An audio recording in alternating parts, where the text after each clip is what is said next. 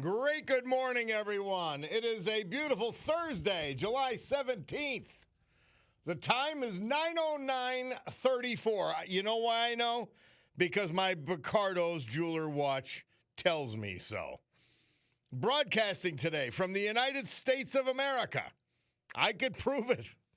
We actually have people who take care of Americans first. It's the place where the brave. Like the veterans we honor today, thanks to our man John Basiliga and his great companies, including Basiliga Hospitality. Like John Wardingo, West Hazelton, Nelson Marinson, Freeland, Daniel Norman, Hanover, Frank Uranowski, Nanticoke, Larry Rodigiero, Jenkins Township, and Paul D'Antonio, late of Virginia, but Springbrook Township. The United States of America, the country founded with a certain knowledge and understanding by our incredible, amazing, irreplaceable founding fathers. That government is not to be our parent, our guide, our direction, our salvation. Not any of these things, but is nothing more than a necessary evil we require to organize and protect society. The United States of America, the country where, for the first time in human history, freedom was declared to be an unalienable right granted to each individual by God. Freedom was not to be parceled out to groups. It was not to be controlled by government or government officials. Our great American Constitution ensures and codifies freedom of speech, freedom of religion, freedom of association, economic freedom, and freedom of the press, no matter how they use it. Now, because they were armed with these freedoms, and only because of that fact, freedom, a ragtag bunch of immigrants, rejects, and their progeny created the richest, most powerful, most culturally diverse and accepting nation ever to grace our planet Earth. America, the only place specifically invented and designed so that every American can live their life in the manner they choose. Unlimited by their background, upbringing, race, color, or creed. Unhindered by the government or those who would use government to control others for their own comfort, benefit, or power. This Bob Cordaro show, well, it'll always be convincingly conservative, lovingly logical, proudly and passionately patriotic, and reliably right. And so, we gavel to order this meeting of the Club for Common Sense, promising you that for the balance of this morning, we will provide a sanctuary of sanity for all of you in a world where about 20% of the populace and about 80% of the leadership class has gone insane and continually tries to tell you the opposite of that which is true, continues to do the opposite of that which they want to make you do, and we've had enough. Let's be frank. All right? Well, I've got Chauncey in the building here. My dog, Chauncey. I'm going to pick him up for the camera in a little while. Well, I don't know if I'm going to pick him up. I'm going to put him in the camera. But I had to bring the dog here today. Cutie's out of town and all of that. Anyway, it's not worth your time for me to explain it. So we'll be mildly distracted at different times, but I think it'll work out. We did this once before, before he was fully trained, and he behaved fine. So we'll see how this goes. Anyway, J.D. Vance in town yesterday. Successful visit. Love him. I absolutely love him. And the rescission package passed in the Senate, going to the House now with its $400 million modification, whatever. These people can't cut any spending. It's unbelievable. I don't know what it is. Hey, I don't usually take calls this early, but at 9:35, we're going to have our Senator, Dave McCormick, on. He had that incredible energy and innovation conference in Pittsburgh the other day with Trump and cabinet officials galore, business leaders galore, 90-some billion dollars in investment commitments into Pennsylvania. So we'll talk to him about that. We got Rob Bresnahan on to talk about later in the morning, to talk about what he's got going on and the visit by J.D. Vance, and to dispel the lies that the sickening liars in the newspapers and in the media are going after him with. I mean, it's just, it makes you sick. It really, truly does. I mean, the Medicaid cuts. Well, everybody in the country is already dead, according to the Democrats, so we're fine. Everybody's dead, so we don't have to have benefits for anybody because they're all dead. What jokes, what goofballs. Anyway, I don't usually take calls this early, but I'm going to. And we got Ed from Berwick. How are you, Ed? Oh, buongiorno, Roberto. Grazie. I'm a long-time veteran, not a hero. I want a short comment about these protests you talked about yesterday. Yep. I go way back with protests. I remember the Vietnam protests, no blood for oil, don't wear fur, all that. Don't blame Ciros or Jane Fonda or anybody financing these people. Protests serve one purpose and one purpose only. It's a great way to get laid. You get rid of all those college girls, and that's all it is. And in fact, I'm listening for the next protest. I may be there. You're gonna see me. They don't even have to pay you to go. You'll figure that you'll get your own reward. I get some scratching. My sign is going to say, "Como se guy." With that, I will leave you go back to your ways. Thank you for being around. Well, you make sure you call again, Ed. Thank you, my man. He's not far from true.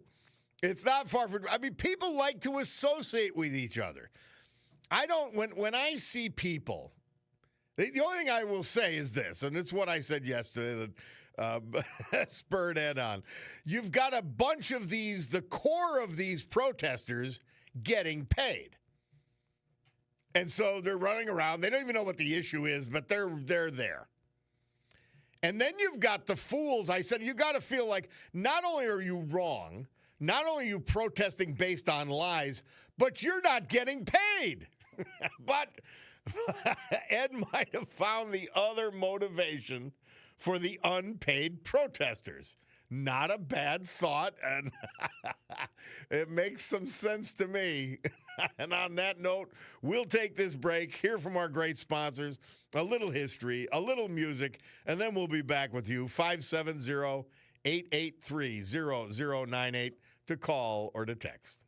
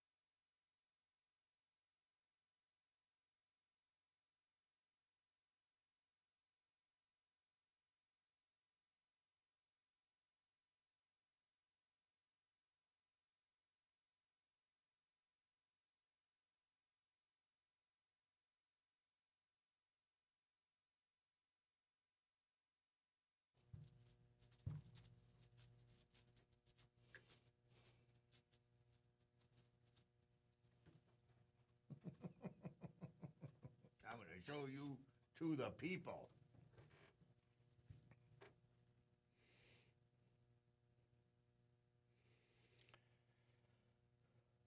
I never heard that song. Murph Goes Deep again. July 17, 1962. RCA Victor Records releases Elvis's Presley hit, She's Not You. Background vocals provided by the Jordanaires. And before that, the Potsdam Conference, the sort of disastrous one. The Yalta was the one that really caused the issues, but the Potsdam Conference, that was Harry S. Truman's first. And with Winston Churchill about to lose an election after carrying the Brits through World War II, never give the voters a lot of credit for Auld Lang Syne. They just don't. Hey, you're out. Kick you to the curb. How do you kick Winston Churchill to the curb? Quite amazing. Hey, well, again, he's another one of those guys like a Richard Nixon who had no clue about the economy. He knew he wanted a free economy, which was to the benefit of all, but he just didn't know the right things to do economically to bring the country back, and the laborites pretended they did, and so he was defeated. In any event, Chauncey in the house here in my dog Chauncey, the Bull Mastiff. So I've got the Bulldog on the other side of the glass and the Bull Mastiff in the studio. Somebody texts in, Bob, did you notice the left's love affair with the new Superman? I can only deduce it's because they realized he's an illegal alien and he was put to work on his adopted parents' farm for no wages. Very clever, yes. Somebody asked, did J.D. Vance go to the Majestic in Pittston yesterday? I'm told that's where he was going, but I don't know. I truly don't.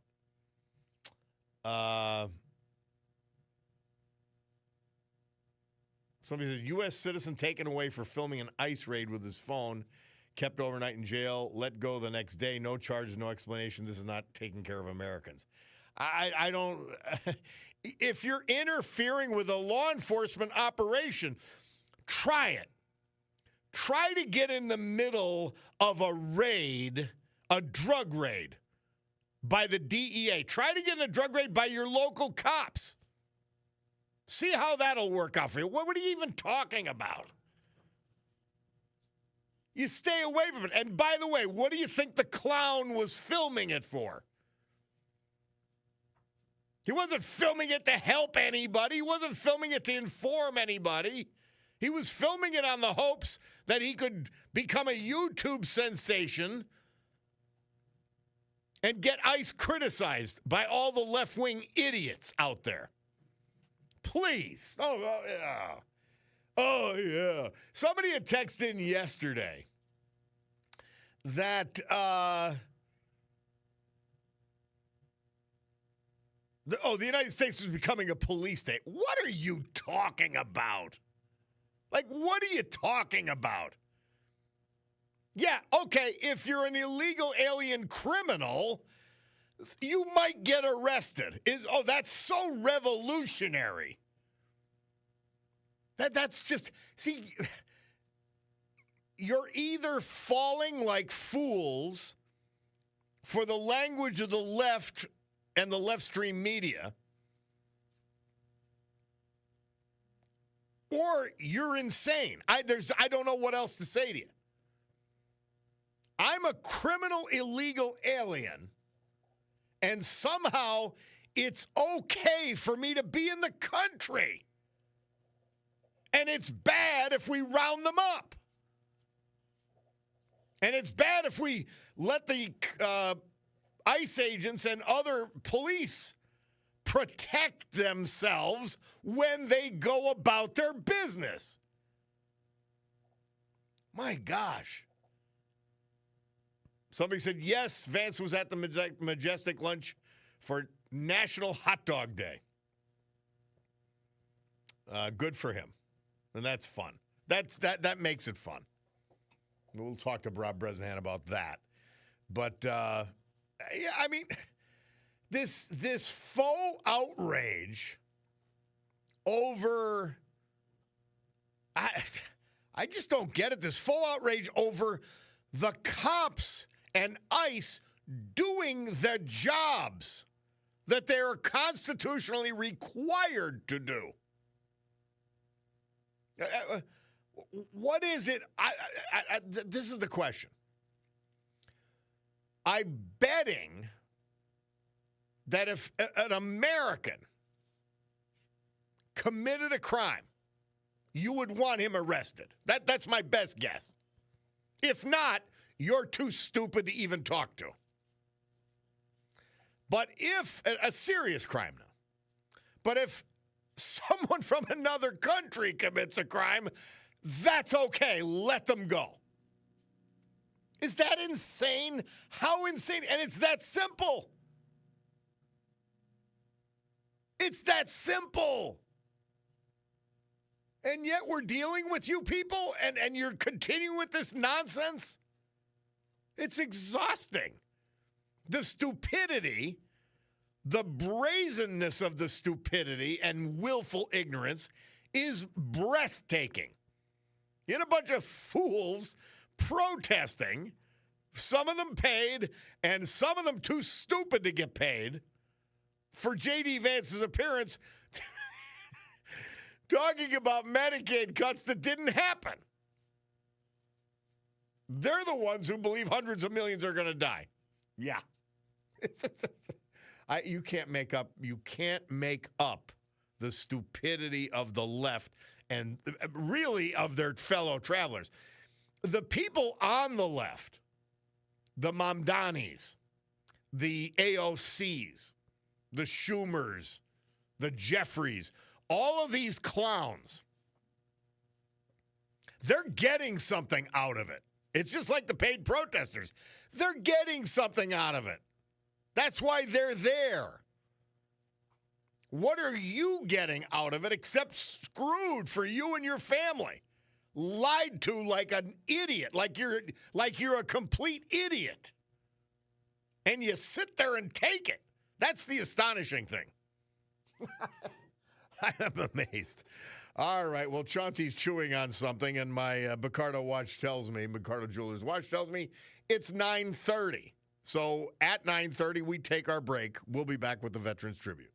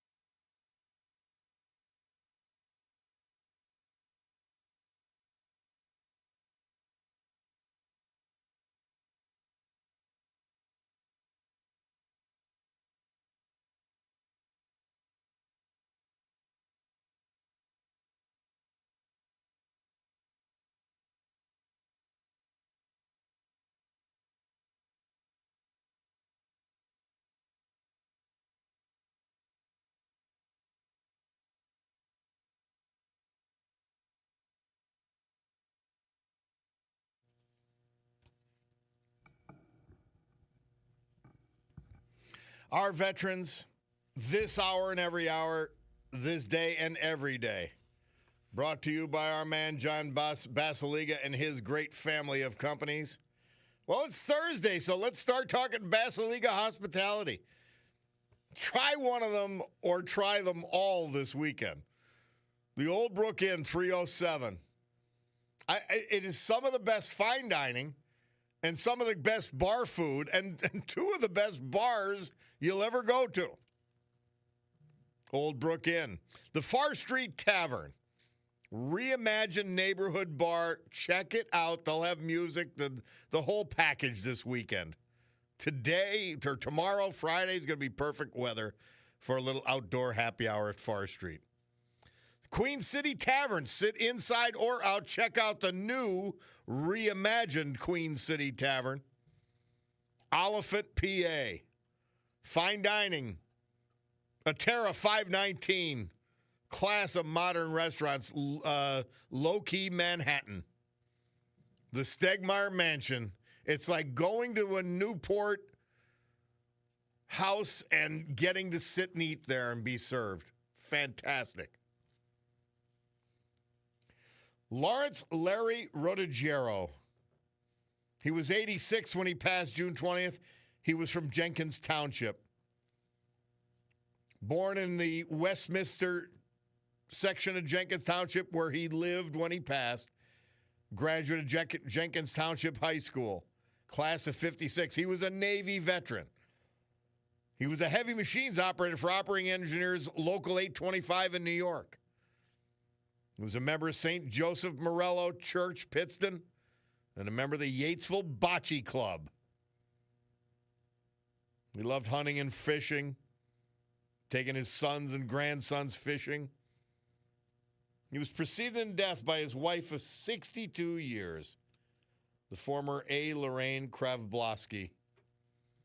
She died in 2024. Surviving, his daughter, his son, grandchildren, brothers, and many other family members.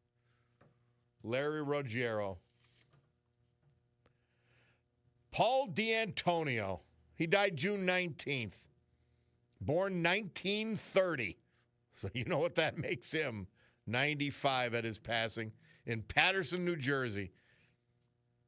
He's survived by his 4 children, one of his sisters as well, 11 grandchildren, 17 great-grandchildren. His beloved wife, Gloria, of 57 years, he lost her. At age 18, he enlisted in the United States Marine Corps. Sounds like our friend Joe Barna. He served in the Korean War where he carried a flamethrower. After the war, he met Gloria Russo. They had a whirlwind courtship and married in 1958. Paul D'Antonio served for 20 years in the Marines, and he was a gunny sergeant. After that, his family settled in Pennsylvania. He was a union carpenter, most notably building the Berwick Power Plant. He finished his work career at Tobyhanna Army Depot in the carpenter shop. First serving his country, then his family, then his community. He could be heard whistling and cheering at his children and grandchildren's sporting events. He was an usher at St. Eulalia Catholic Church, 4th degree Knight of Knights of Columbus. After the death of his wife, Gloria, he moved to Fredericksburg, Virginia, to live with his son, Paul, and daughter-in-law, Lori, and enjoy time with his grandsons, their wives, and many great-grandchildren. Paul D'Antonio, our great veterans this hour, brought to you by John Basiliga, and the place is made for weekends. Basiliga Hospitality. Storm Tracker 16 forecast from meteorologist Joe Snedeker. Well, he says that today there'll be a morning shower or thunderstorm, warm and humid, 88 degrees. Tonight, partly cloudy, 68. Friday, sunny, cooler, and less humid, 82. Okay, so that's an upgrade temperature-wise for Friday. Saturday, partly sunny, 85. Sunday, clouds with scattered showers and thunderstorms, 82 degrees.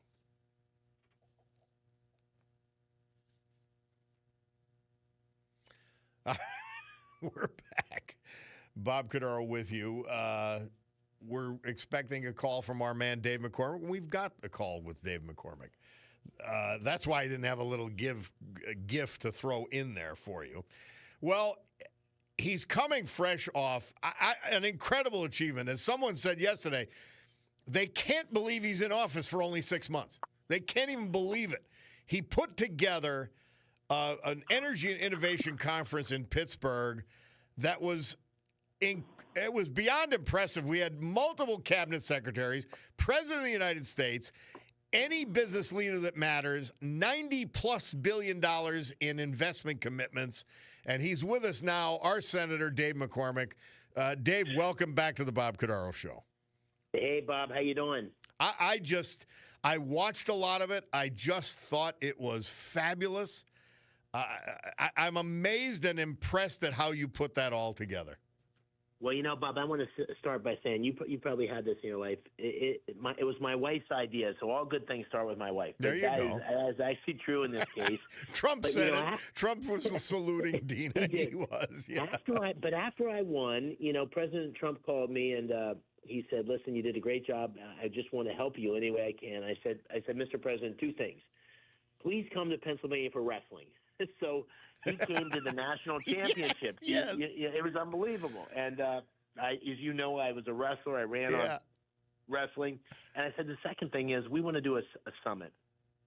When you ran in 2000, we were president in 2017, you said, "I'm more worried about serving the people of Pittsburgh than Paris because of the whole Paris Accords at the time." Mm-hmm. And I said, we want to put together an event that highlights your energy dominance policies, your policies to be an AI leader, and to support working families, because this is all about creating jobs. And I said, give me a little time to get it organized. So we invited key business leaders in energy and in technology, big investors, people that allocate billions of dollars, and invited them to come. And, there's been lots of good work that's been working over years, months. I said, I want to use this as a catalyst for you to make investments. So if you want to be on the stage with the president, you got to say what you're going to do in Pennsylvania. So there were 20 announcements. And I want to use it as a way to so $92 billion of commitments. This is commitments in $36 billion in data centers. This is billions of dollars in transmission, in distribution and operations for the grid. These are 10 nuclear reactors, a $6 billion commitment in 10 new nuclear reactors from Westinghouse. So these are big commitments. But second, I want to show the world all Pennsylvania has to offer. I want to tell the story, and there's no better way to do that than to get the President of the United States and 150 members of the media. Every major network covered this, every newspaper in the Commonwealth at front page news, to show the world this is where the crossroads of the energy revolution and the AI revolution come together. And then the third thing, I want to make sure everybody's focused on jobs for working families. This is what you promised, Mr. President. I said to him, and this is what I promised, and this is a chance to really do it. And I'll say one final point, Bob. This race, this is happening on a lot of levels, but it's moving fast. This isn't like let's think about it over the next 3 years and then we'll make this. No, we got to move now. And the reason we got to move now is our number one adversary in the AI race is China.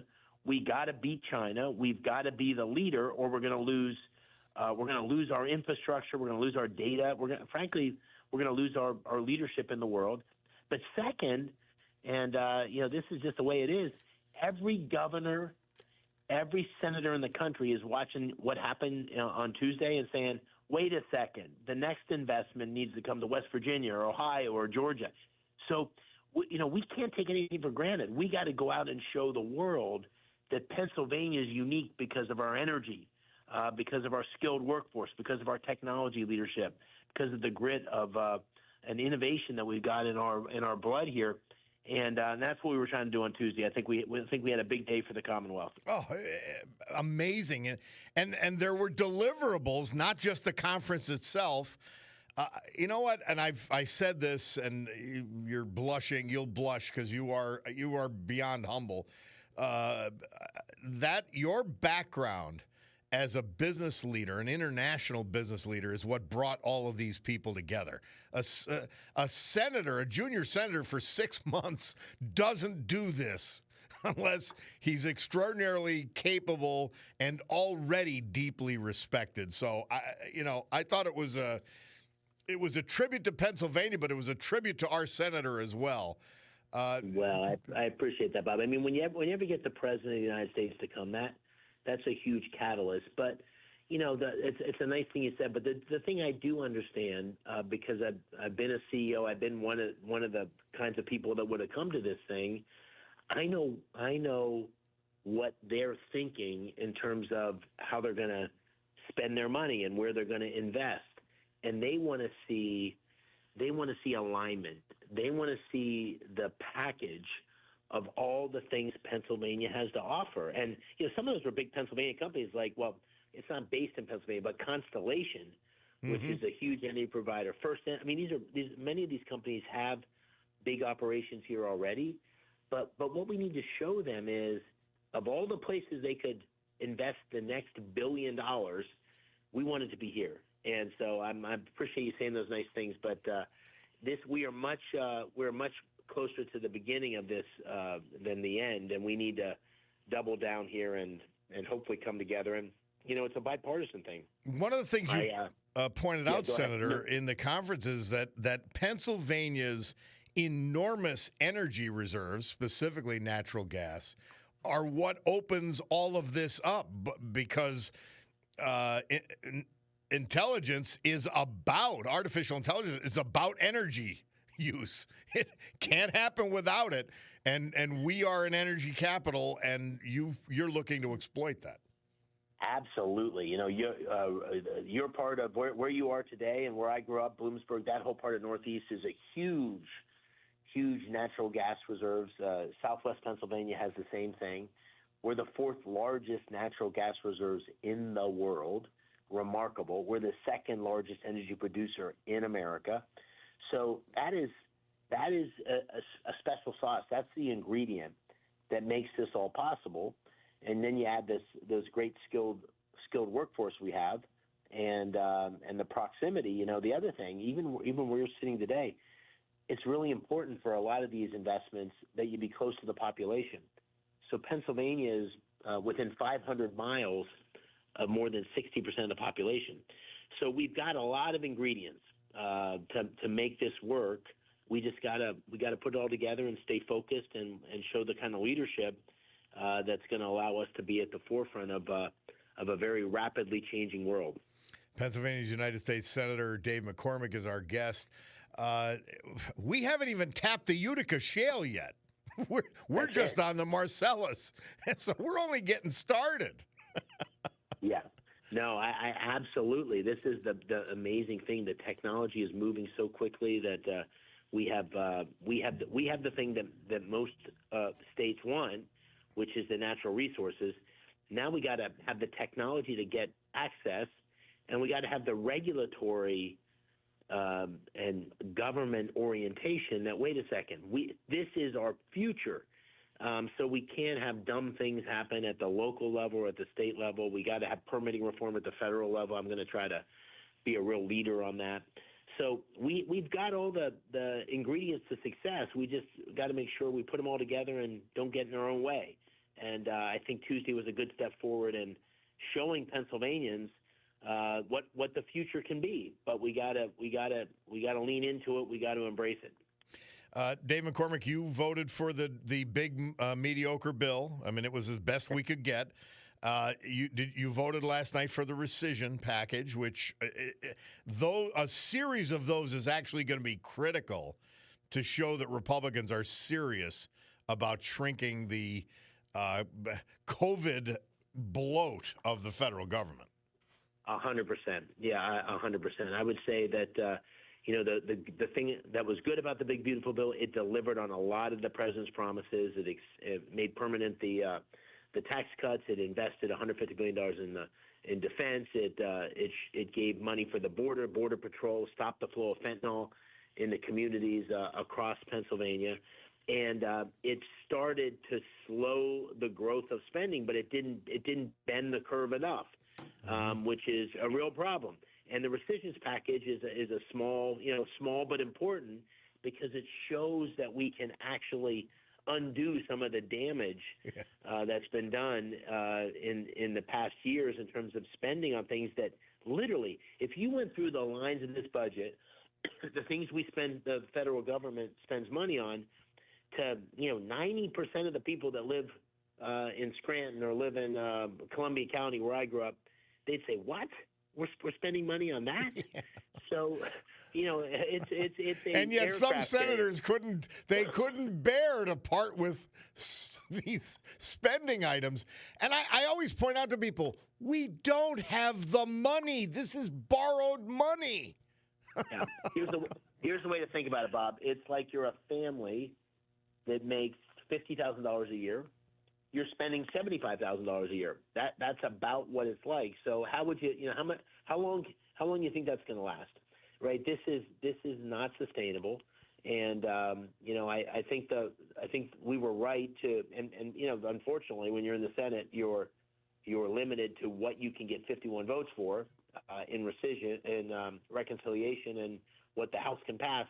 But I do think you'll see more rescission packages. I think last night was a good step forward, and I think in this appropriations process, there's a lot of focus on two things.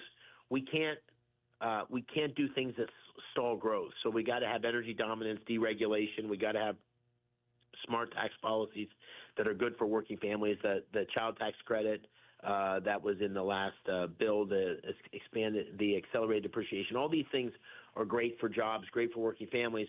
But in this next appropriation process, we got to also make sure we're getting the spending under control.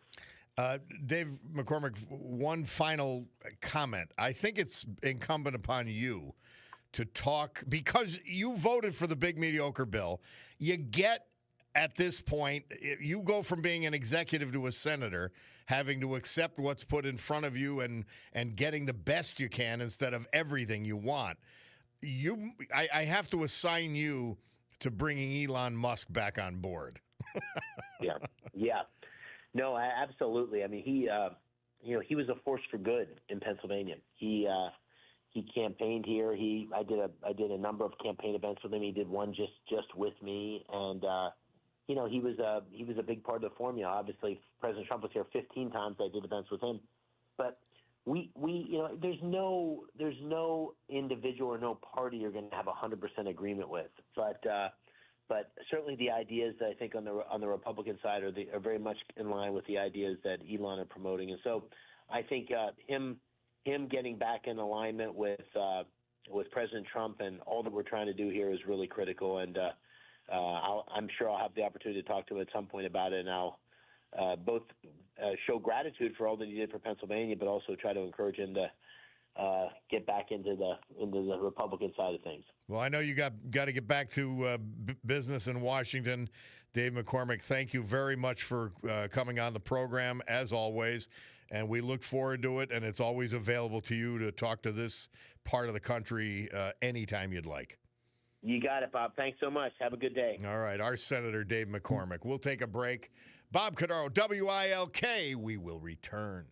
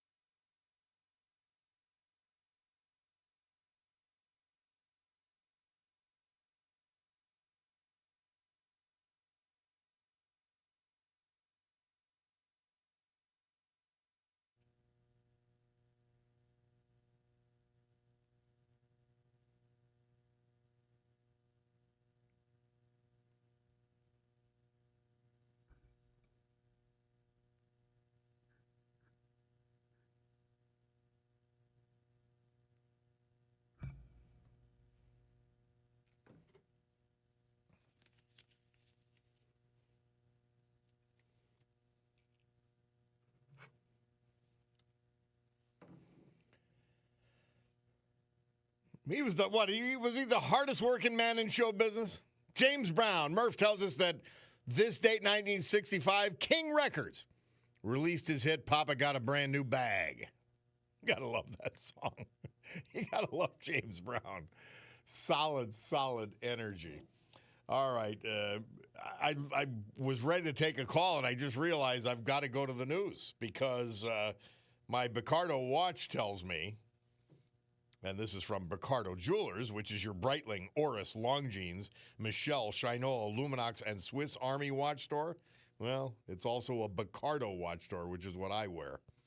And it says the time is 9:59:44, which means in 15 seconds it's time to start the news, and that it'll be 10 o'clock. Somebody texted in quickly. Senator McCormick has done more for PA in 6 months than Casey did in his entire time in office. It was an incredible event. Incredible event. Could only be pulled off by probably the most talented man in the United States Senate. We'll take a break for the news with Brian Hughes. We'll be back.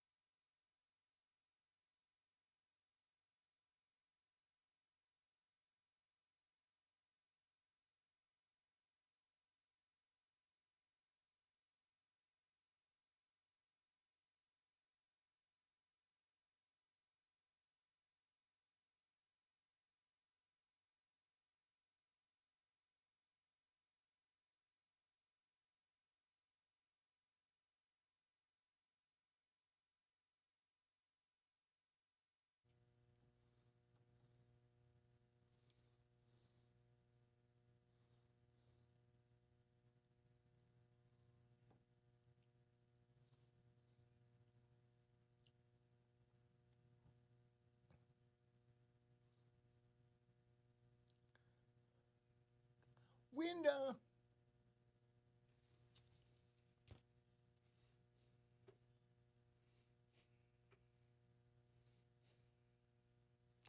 Great good morning, everyone.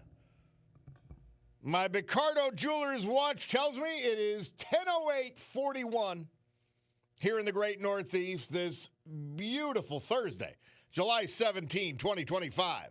This is the Bob Cordaro Show.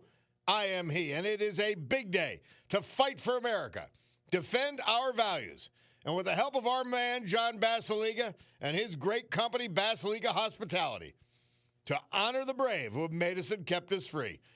People like veterans we lost this year but celebrate this day, like Paul D'Antonio, Springbrook Township, Leda, Virginia. Larry Rodigiero, Jenkins Township. Daniel Norman, he was from Hanover Township. Frank Uranowski, Nanticoke. John Wardingo, West Hazelton. And Nelson Morenson, Freeland. So with history, our great founding fathers, and the incomparable Constitution of the United States of America as our guides, let us continue today's battle. Gaveling back to order, this meeting of the Club for Common Sense, promising you a sanctuary of sanity for the balance of the morning. And we do remind you, though, this is not a sanctuary or a safe harbor for stupidity. We will not suffer fools gladly. We just won't. And not because we don't love you. It's because we don't have the time. We only got 3 hours a day. By the way, somebody texted in, and you're 100% right, and thank you. Who's sorry now?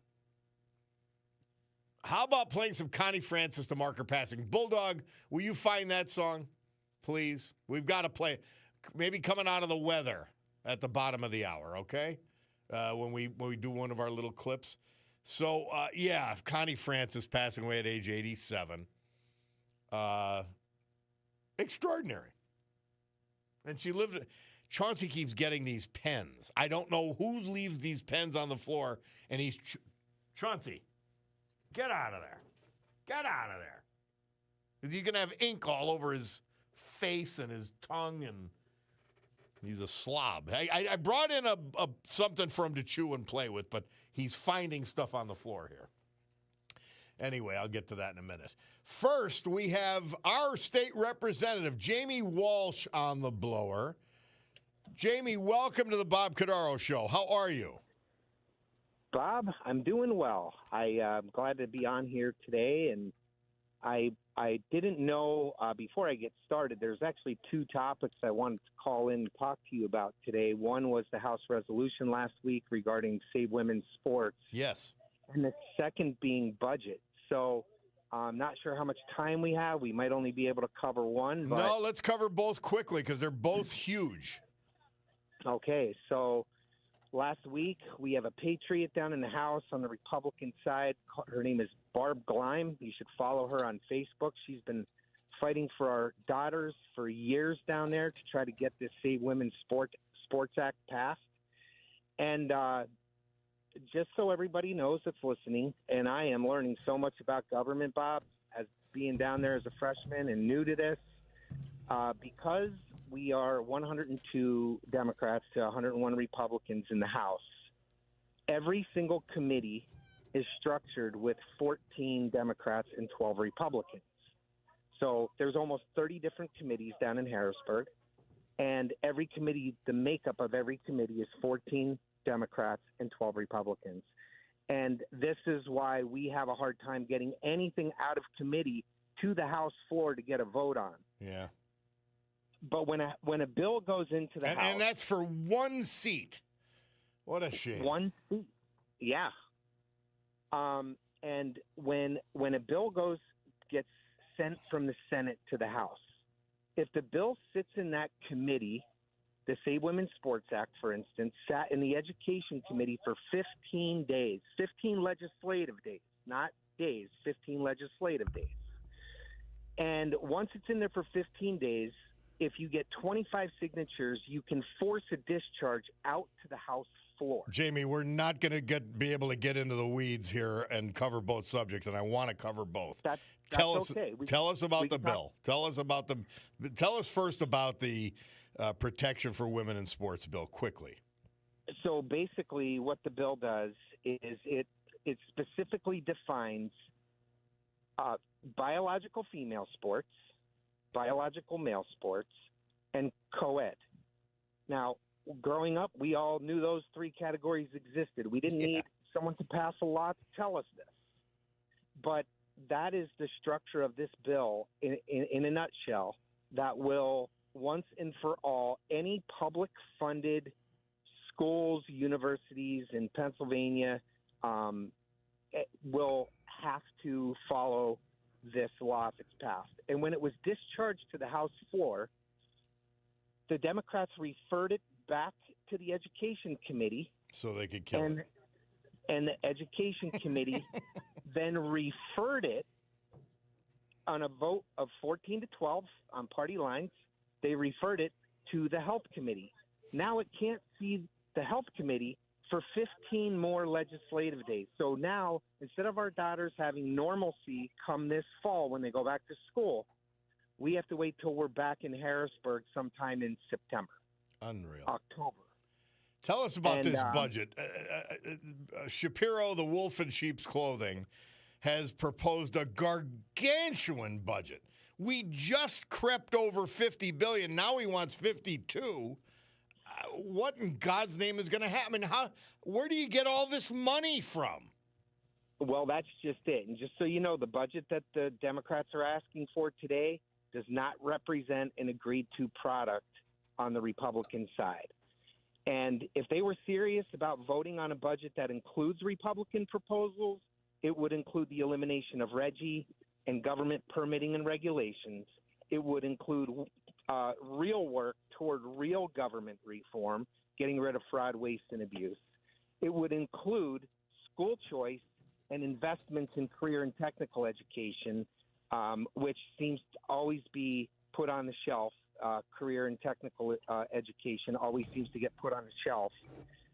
And so while there are elements of the spending plan that some could support, we know that the budget is a lot more than just a spending bill. And so, go ahead.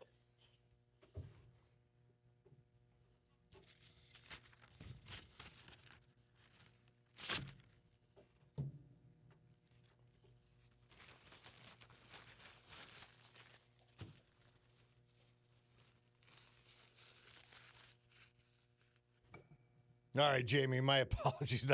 These things, when those tests happen, we just get interrupted. So there are all left-wing priorities in the budget that the governor has proposed. And he's got to get through the Senate, thank God, where there's a 27-24 Republican advantage. But with the advantage in the House, it comes pretty clean out of the House in terms of all his ridiculous priorities.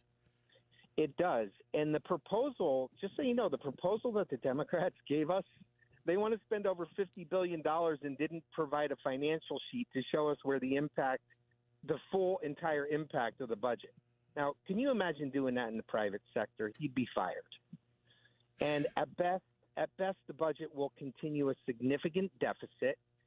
Just so you know, when the governor took over Pennsylvania, when Shapiro took over, when he came into office, the state had over $13 billion with a B in reserves. By the time this fiscal year ends, that number's going to be cut in half. And this is the guy that wants to run our country in 2028. And he's also the guy pretending he's for good education, and he won't even support taking people out of bad public schools into good ones. Public schools. Correct. It's not even against the teachers' unions. He's trapping people in their schools, never mind cutting support for charter schools. Amazing stuff. Can you imagine in America that a child going through the education system, they're their altitude in life is going to be based on the zip code where they grew up, where they grow up. And with the failing schools that are all across the state in certain zip codes, I'm not saying all, I'm going to tell you right now, there's schools right here in Luzerne County that are doing a phenomenal job. And the reason that these other schools don't want kids to have a choice is because they would have empty classrooms. I could name 3 schools right now that would have empty classrooms. Parents would be taking their kids to school districts in Luzerne County that are doing a great job at education. And thank God my kids go to one of them. So, but could you imagine just being trapped with nowhere to go? Sad. It really is sad. But Representative Jamie Walsh, keep us informed on this budget issue as things move forward, and when the Democrats are finally forced to discharge the women's sports issue out of committee, or they keep dodging voting on it, let us know on that one too, would you please? Yeah, I'm on the health committee where it got discharged to, so I'm going to have quite the statement when it comes to my committee and try to shame at least one of them. If I could shame one of them into voting to not to refer it again, because they're just going to refer it committee to committee to committee, and they could do that for a year. Yep. So, and just so you know, our bargaining chips that are on the table for the Republicans in this budget, 3 things. We want to unleash Pennsylvania's energy industry.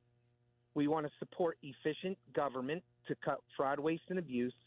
And we want to support a student-centered education. Those are our 3 bargaining chips. And without those 3 things, I don't see this budget moving anywhere anytime soon. Jamie Walsh, hang tough. We appreciate your priorities, the Republican priorities as well. Thank you. Appreciate it. You got it, Bob. Thanks. All right. Bye. Our state representative, Jamie Walsh.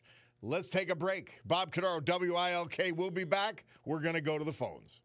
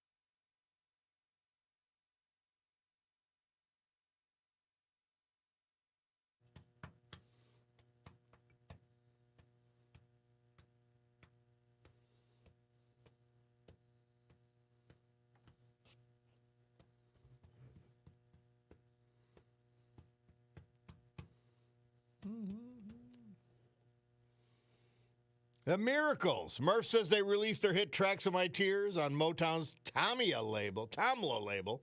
This date, 1965. And how about that? I barely remember it. 1975, this date. The Apollo spaceship docked with a Soyuz spacecraft in orbit in the first superpower link-up of its kind. Amazing, this day in history, this day in music.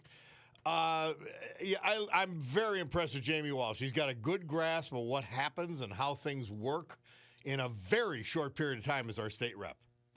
Good for him. We'll talk to him often. So just for you people quickly, because I've got to go to the phones. But Chauncey, if you go to WILKnewsradio.com and then you press watch. Now, if you're on your phone, you have to press a downward arrow, and then the watch opportunity will pop up, and you press it. Well, Chauncey's on TV, and he's sitting here in my seat. And to those of you that have interest in that kind of thing, Chauncey the Bull Mastiff is on camera. It's just like I put the Bulldog himself on camera a lot of times, you know. But let's go because he's got his own theme song, which means we've got a call on him. Our man Larry from Plymouth.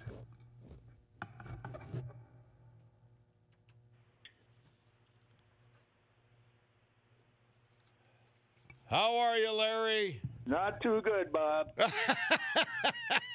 Well, I don't know why that makes me laugh, but it does. How you doing, my friend? Bob, well, Chauncey's on TV. It can't all be to the garbage you were spouting yesterday. Listen to me. It can't be all bad because Chauncey's on TV. Everything come out of your mouth yesterday was wrong. About what? Everything. About Epstein and the whole thing. Everything you said was wrong. Go ahead. You have, Bob, after hearing that show, you have officially become a part of the swamp. Honest to God, I couldn't believe it. And you say Trump never lies? That's everything that comes out of his mouth is a lie. He's talking about Ukraine and its illegitimate war. Now he's sending them more arms. And he lies, and he's saying that the Epstein thing is like the Russian hoax. He's a bum, Bob. Bob, I thought I would never be saying this stuff. He is a scumbag. And so is Bondi, Patel, and Bongino. They are scum. Now, they are lower level scum because they got orders from the White House to lie. I'll tell you, Bob, you believe that stuff that they're saying? You must believe in Santa Claus, the Easter Bunny, and the Tooth Fairy. No, I didn't say I believed what they're saying. I said that they get the benefit of the doubt from me, number one.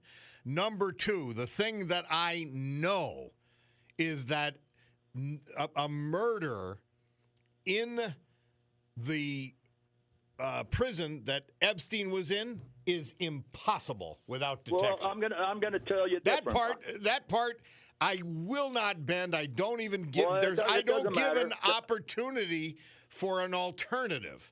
That's number one. It doesn't matter, Bob. I'm going to tell you something. Do you know who Michael Francis is? Yes. Okay, he was in a Colombo former mafia guy. Yeah. He was. His father was Sonny Francis, who I think was maybe a consigliere or something. But they talked to Michael Francis, and he said, well, he was making $1.4 million off of illegal gas tax on the East Coast when he was in there. But anyway, he's famous now. He goes all over the world. But anyway, he said, Bob, he was in that cell block, not when Epstein was there, but he was in there. He was in that prison. He said, there is no way in hell that guy committed suicide. He said, you cannot go to the bathroom without somebody walking by your cell. And for a guy to be ripping up sheets, putting them around the bed, he said it could not happen. It could not happen. And I'll take his word over yours, Bob. Well, I was in the same facilities, okay? People weren't checking up on us. But Bob, I don't even know what he's. I'll be honest. I would like to hear. I'll even try to look it up. Okay. I will guarantee you, they are not walking back and forth, checking on the people in the hole. I'll guarantee that. But there was a forensic pathologist on last night. And Michael Bodden. You know who Michael Bodden is? Yes, often mistaken. He was on the OJ case. He came here for the mistaken, never in doubt. Michael Bodden. Yes. Okay, Michael Baden, and there was another woman last night said the same thing. His injuries were consistent with a homicide, not a suicide. And I'll ask a question then. Would they be on TV if they said the opposite? They were. I don't know. There's your answer. That's why they're on. Here's That's the thing, why Bob, they're too. on that opinion. No, they are lying through their teeth. They said that the cameras weren't working and the guards fell asleep. Now all of a sudden the cameras were working, but it took a couple minutes to change the film at night. They are lying, Bob. I tell you what. To go back to Trump, Bob, I would have to see him walking on water before I would go back to him. Well, first of all, Larry, you're flying off the handle being foolish. No. Because if that's the most important thing to you, well, then you're messing up. What, the Epstein thing? Yeah, you're it's very important. Bob, but Larry, you're as goofy as the protesters. Because there were a lot of people hurt, and they're saying there's nothing there. What about all the film that they got off of him? What about all his computers and everything? I want a more complete discussion and presentation by the federal government. All they have to do, Bob, is release the information. Even the what's his name, Mike Johnson, come out and said, release the information. Well, so did Trump. Trump is a bum, Bob. So did Trump. Trump said release everything that is legitimate. He said it. Okay, Bob, I heard him say it, and he said it. He repeated it. I hope you have a good time with Santa Claus and the Easter Bunny. All right. Well, a very distressing call with our man Larry today, but he still gets his theme song. Okay. All right, my man. All right, Bob. We'll talk soon. We'll keep in touch on this and other issues. Definitely. And by the way, you're now a AOC supporter, and you're up for Mamdani. No, Bob. Don't Larry, never, Bob. Shame never, Bob. on you, Larry. All right. Never. We've got to take a break. Bob Cordaro, WILK. We'll be back. We're going to do the Veterans Tribute. And just to mention to you, my man Chauncey, he's in my chair. I'm standing as I'm doing he's in my chair, and you can see him probably for the next 20 seconds or so if you go to WILKnewsradio.com and press watch. That's our live stream. We'll take this break and be back. It's the Bob Cordaro Show.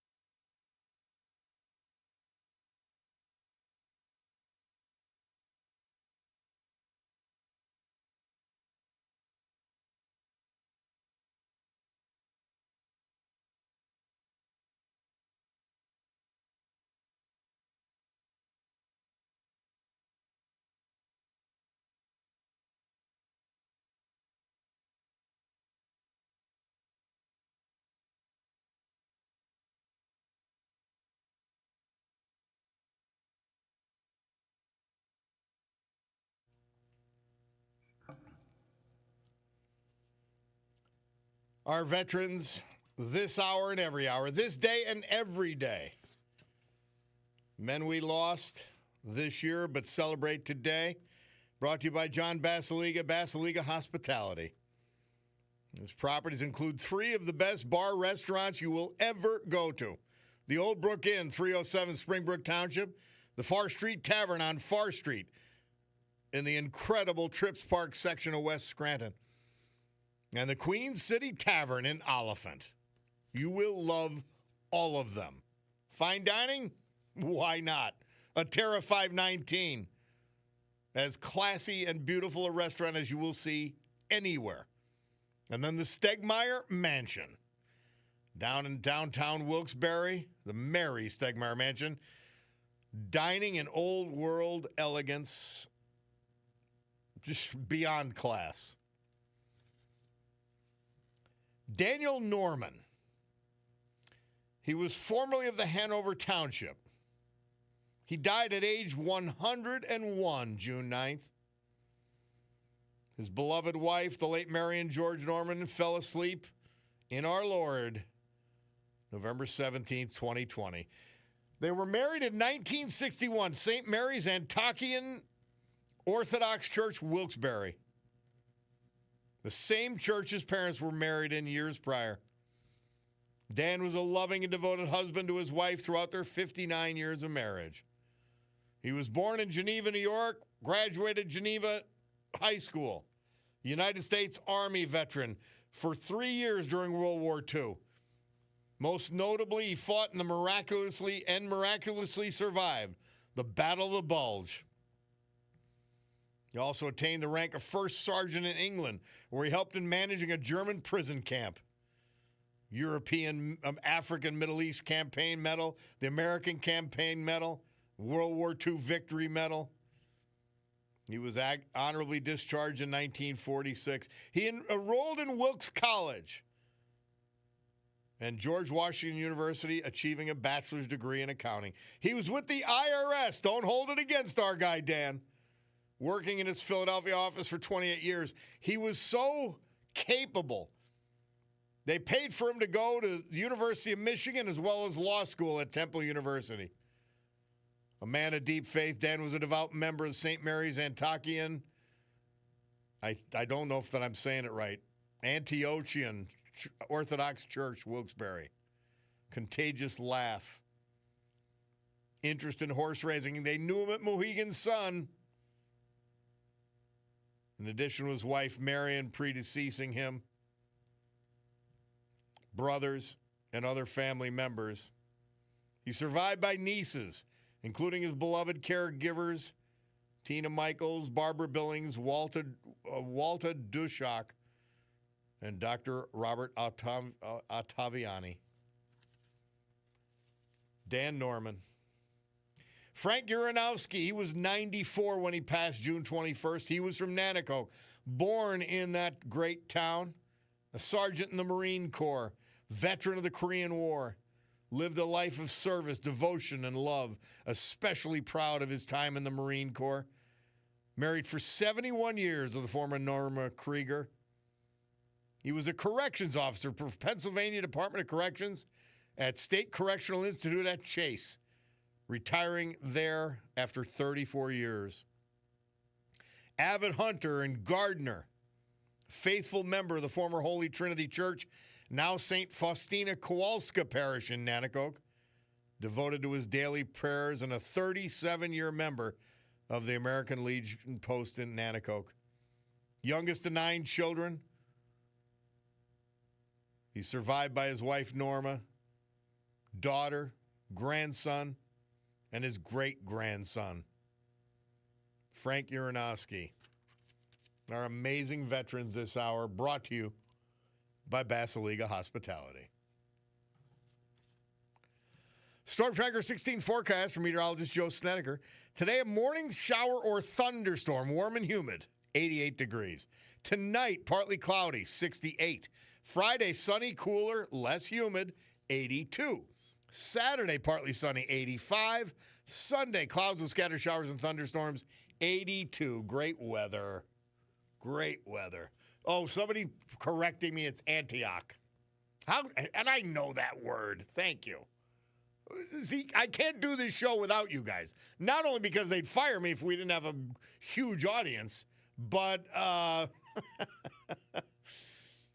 you know, if without you guys, I just can't get it done. Somebody says, Bob, you took your dog to work. Are you that hard up for more views? No. I had to bring him in.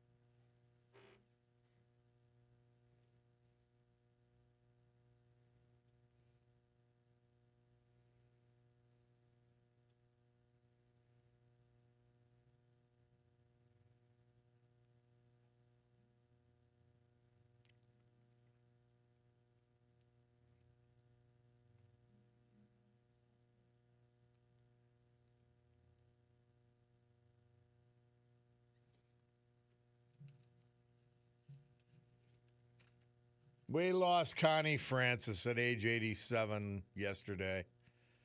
The great Connie Francis. We're going to play one more after the weather next hour. Murph had a suggestion for us. Well, my Ricardo Jewelers watch tells me it's 10:43 and 15 seconds. So let's go to Joe from Berwick. He's been patient. Hi, Joe. Hello, Bob. So hey, Joe, you sent me a picture of you in your work regalia. You're one of the few people that looks exactly like they sound. That's like exactly how I pictured you. Well, thank you, Bob. So those branches you see in back of me, that is a treetop, and that's because I'm up on a lift. Oh.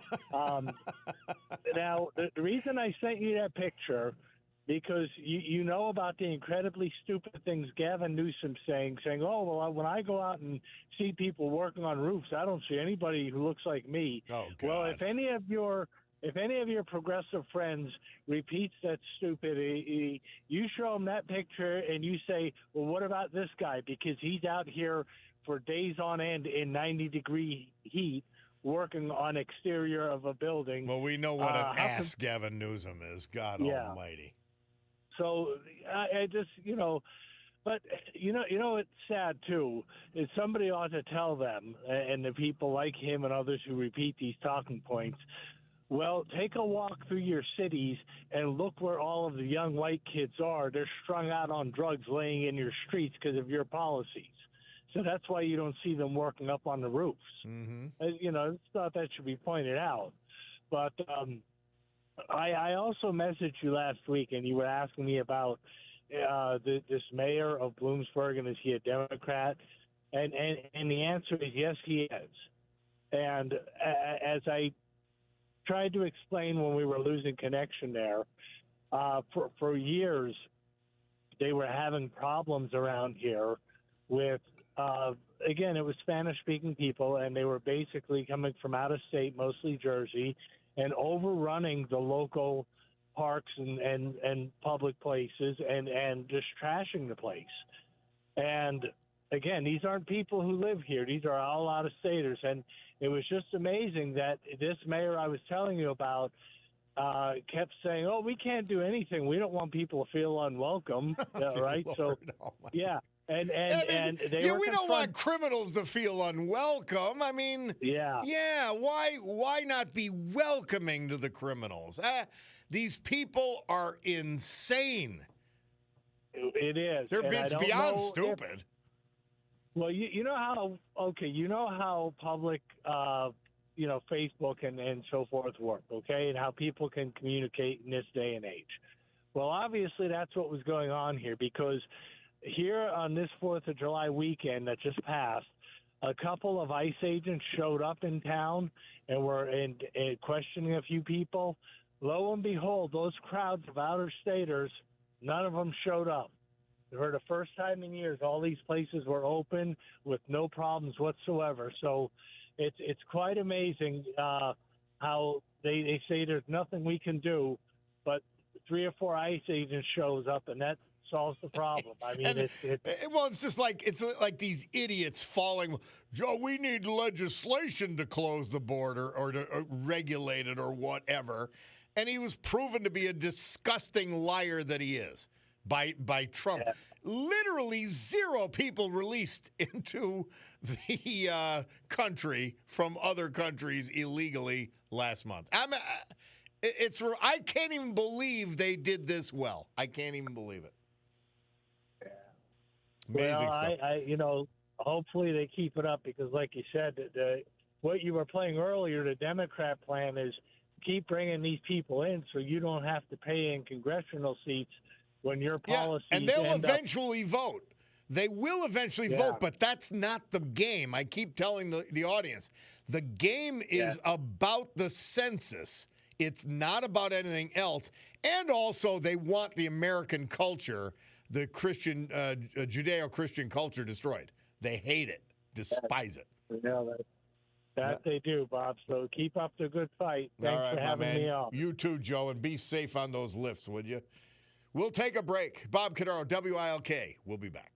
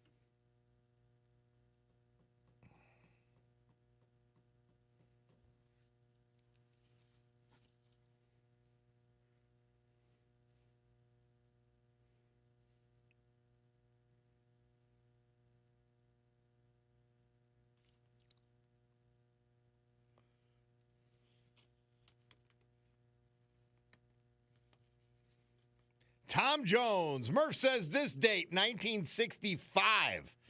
He moved from number 17 to number 10 with his hit What's New Pussycat.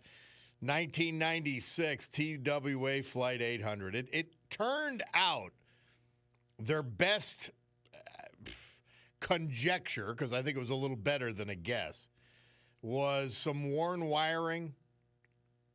You know, just something that was missed in maintenance, and it ignited. It ignited the fuel tanks, and a massive explosion. 230 people on board, all perished, all souls lost. I remember that. I really do. Crazy, crazy stuff. Hey, couple quick texts. Rich the Courier says, I just made a delivery out to the prison in Chase. Thought about you. LTS back at you. Well, wait a minute. We just had one of our great veterans who had a career there, Frank Uranowski from Nanacoke. So that's who I thought of. Anyway, let's go to the blower quick before the hour ends. Donald from Bitston, we got about a minute, my man. Okay.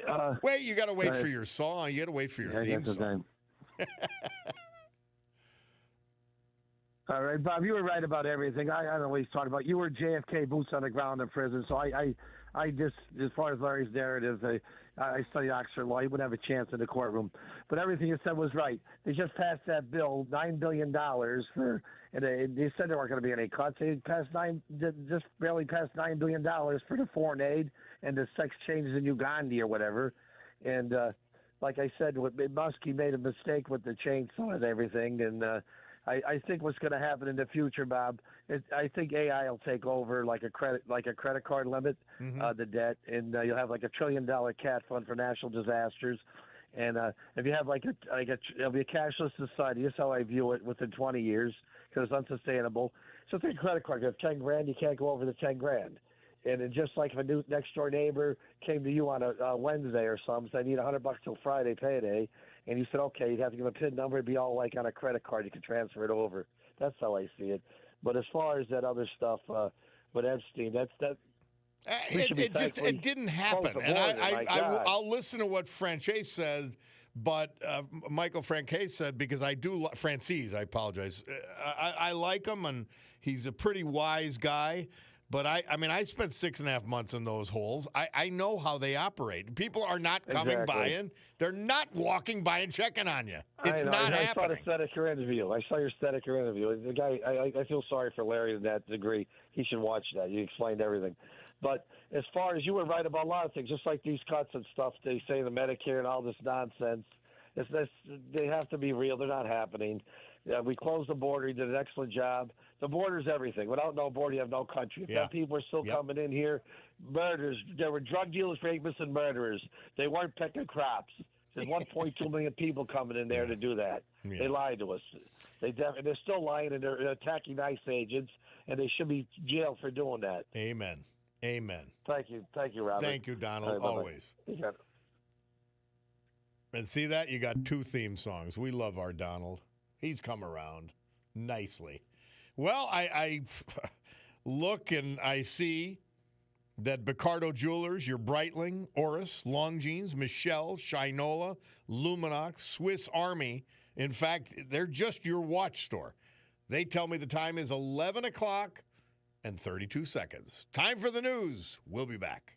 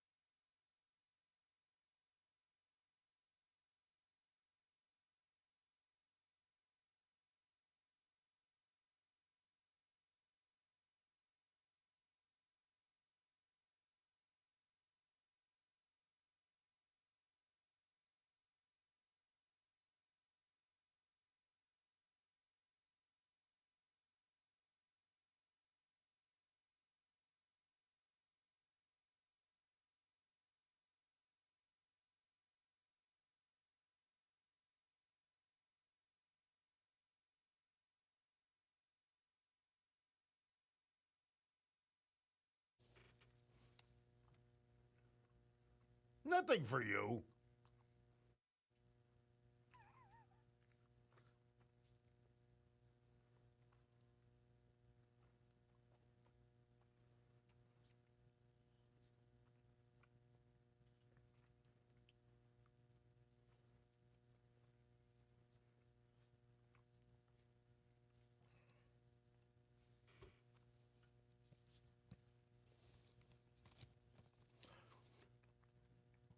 Great good morning, everyone.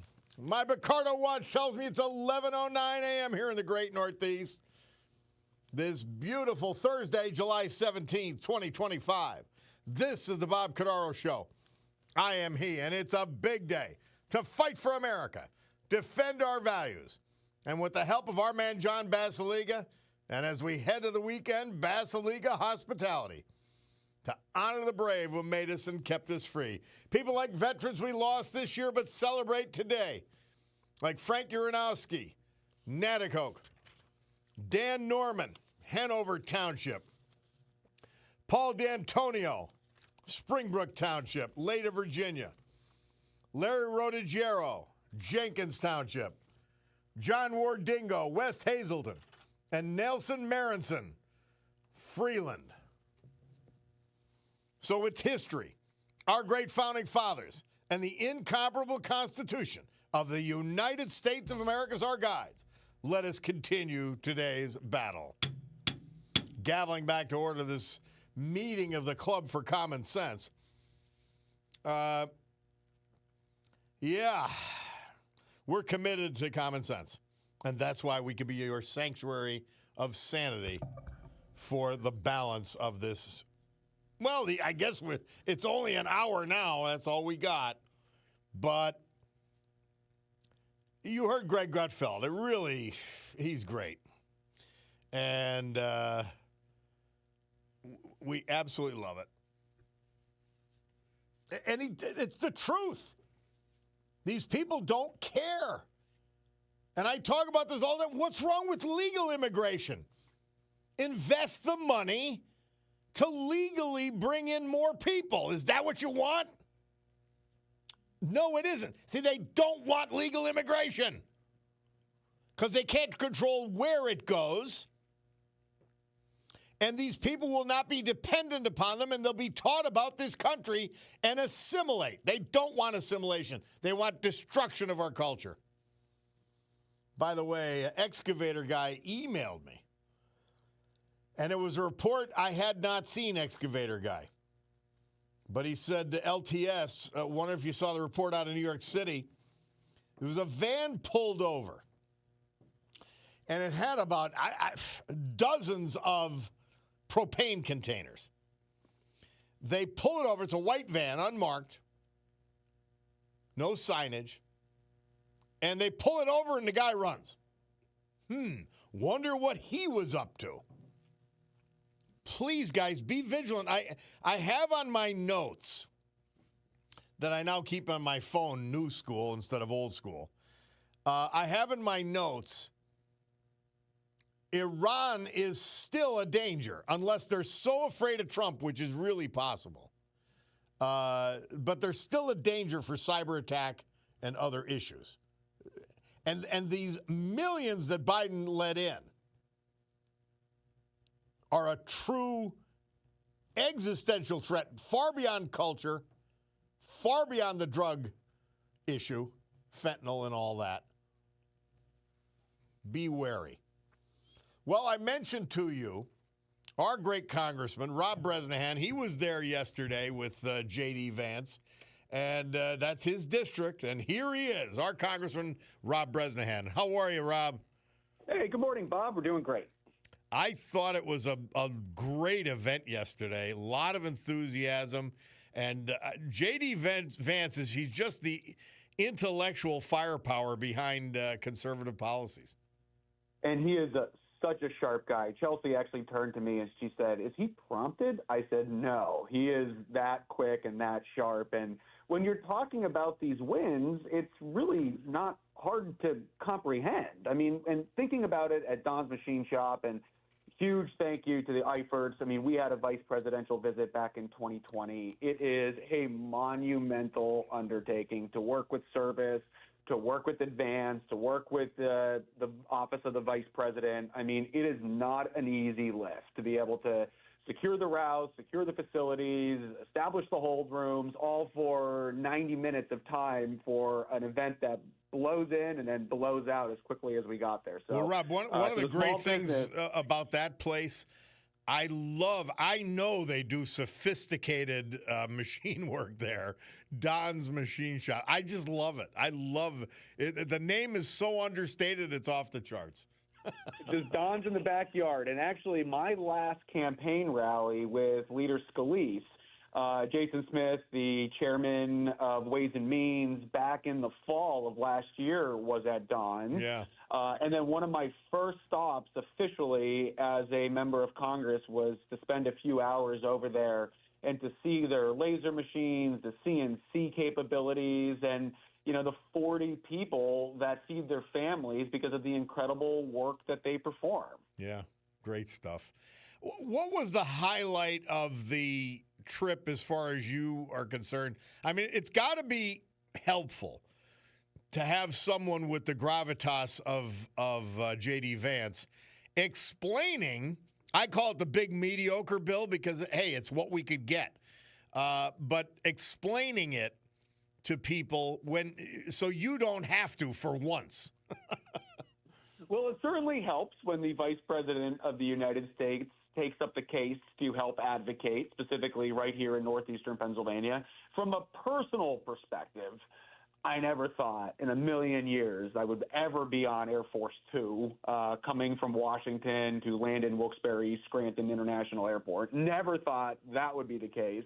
And my grandparents actually live on Susquehanna Avenue in West Pittston. And the last thing I ever thought I would be is in a vice presidential motorcade, driving down Susquehanna Avenue, passing my grandmother's house, where I spend, hours and days and spending time with my grandparents, Wally, and sitting on his porch with my grandmother. And my grandmother had come out to the event, and I was texting her I'm like, we're not going to believe we just passed the house. So, as much as the event was so instructional and informative, that's from the personal perspective. And I think taking an event like this to Don's Machine Shop, it talks about the business wins, the permanent extension of the 20% small business deductions for family-owned farms and 30 million small businesses.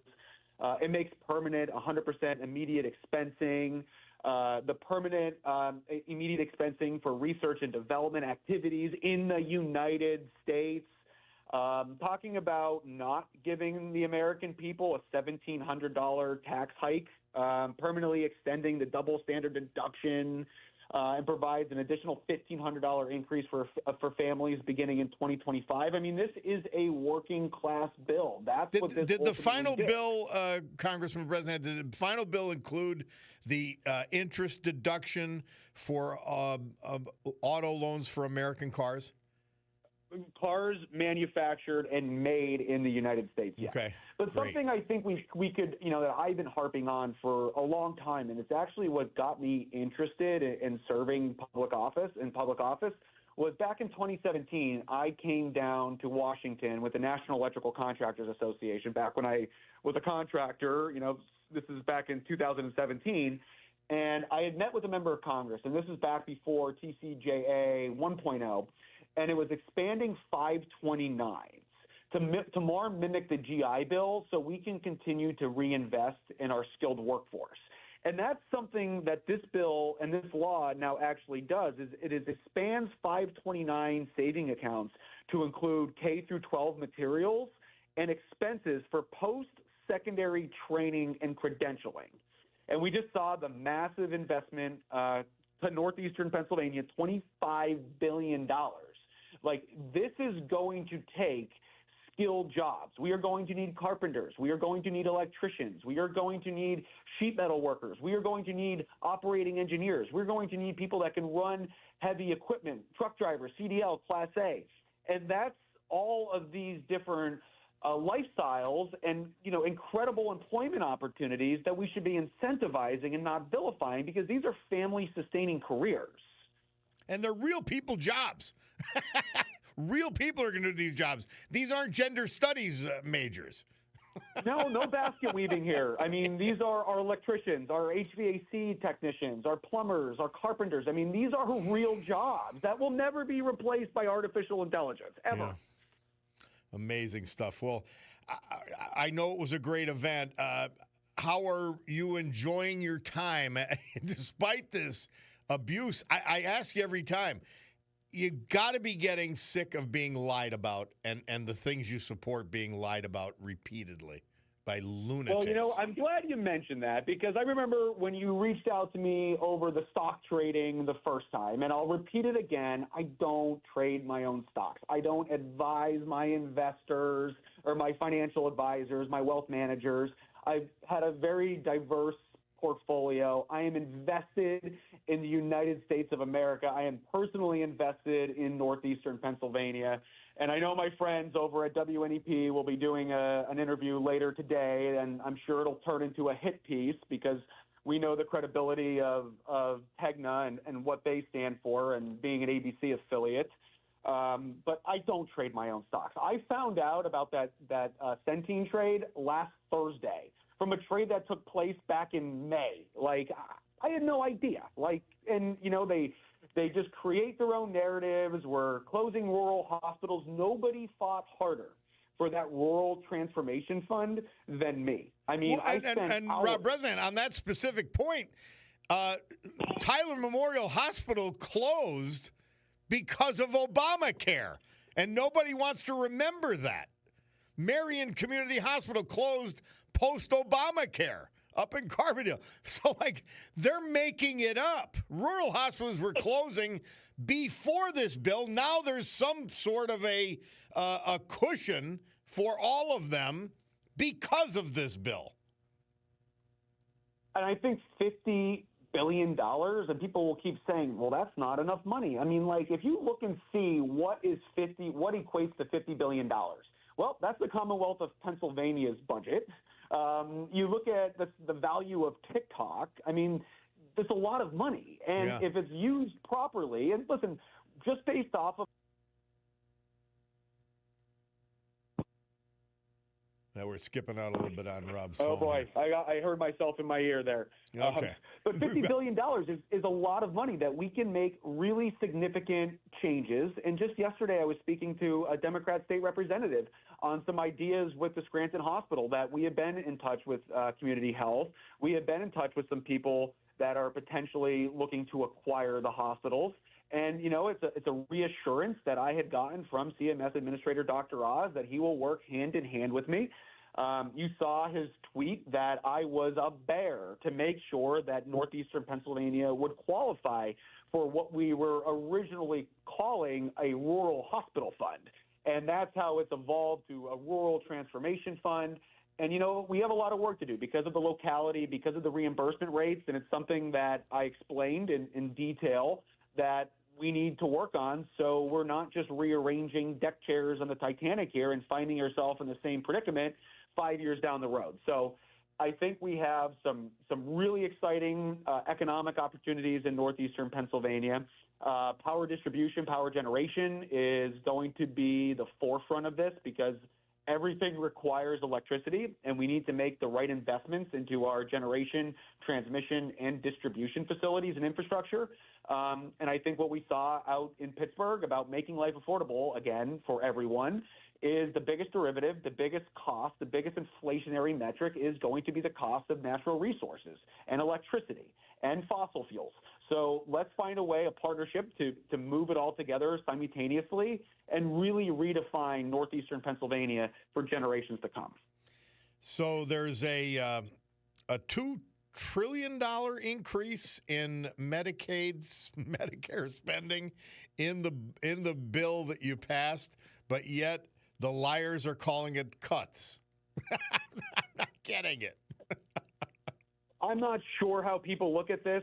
I mean, if you consider a work requirement a cut so our working families aren't subsidizing able-bodied individual, that's certainly a different definition that I would think or describe as a cut. And we've spoken in depth about the exclusions and the exemptions for who would not qualify, who would qualify for exemptions relevant to the work requirements. I mean, people institutionalized, prisoners, are still eligible for Medicaid benefits. If you are physically, mentally disabled, if you are a household receiving benefits of SNAP, I mean, if you're a full-time student. And you know what? What's crazy is there's a volunteer and education component of this. Yes, unbelievable. Well, we will keep batting down the lies on this level. You keep doing it on yours, and I think people will realize you did the right thing. I really do. It was the necessary thing to do to prevent northeastern Pennsylvania, our working families, from seeing the largest tax increase in American history. Well, Rob Bresnahan, you keep working for us. We appreciate it. We love when you show your juice by getting the vice president in here. First-term congressman, incredible what you've done in 6 months. We thank you for that, and anytime you want to be on, you know it. You're here. Really appreciate it, Bob. Thanks for all you do. All right. Rob Bresnahan, our congressman. We'll take a break and be back. It's the Bob Cordaro Show.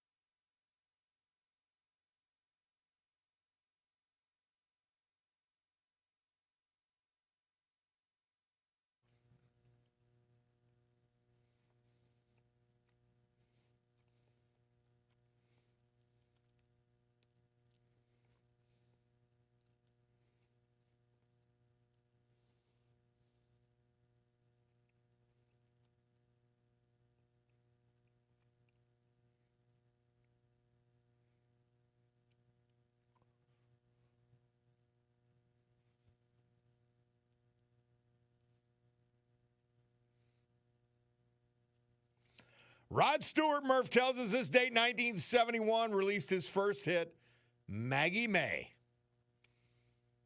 And, of course, Walter Cronkite died. I had a chance to meet him once up at West Point.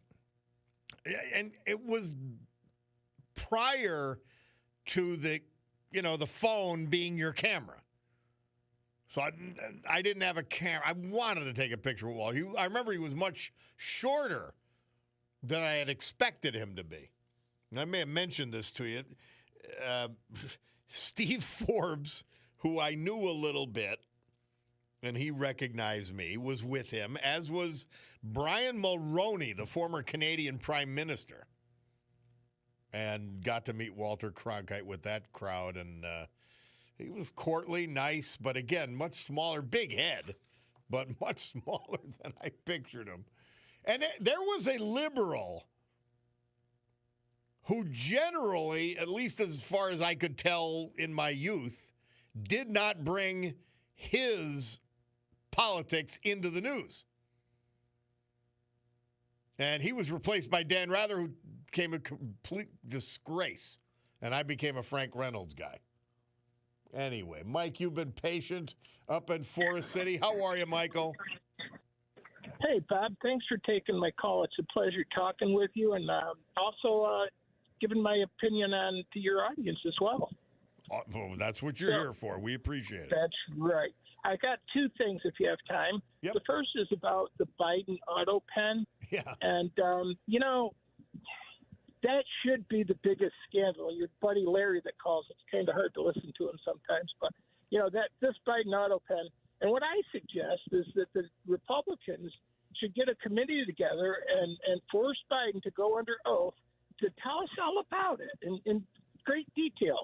I doubt he could, of course, but wouldn't that be fair? I mean, they took President Trump and they took him to court and questioned him and everybody. Mike, when you've got witnesses taking the fifth.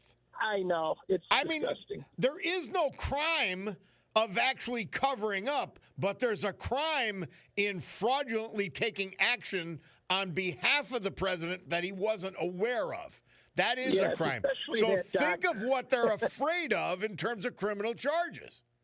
Exactly, and it shows how corrupt the left side, especially the far left. I think there's some people on the left. I mean, Fetterman has been actually a lot better than I thought he was going to be. Yeah, he's a wolf. He's a wolf in sheep's hoodie. I know, but at least he's gone. He's actually offended the left, but that's the way he is. But he's performing much better than I thought he would. So I was kind of thankful for that.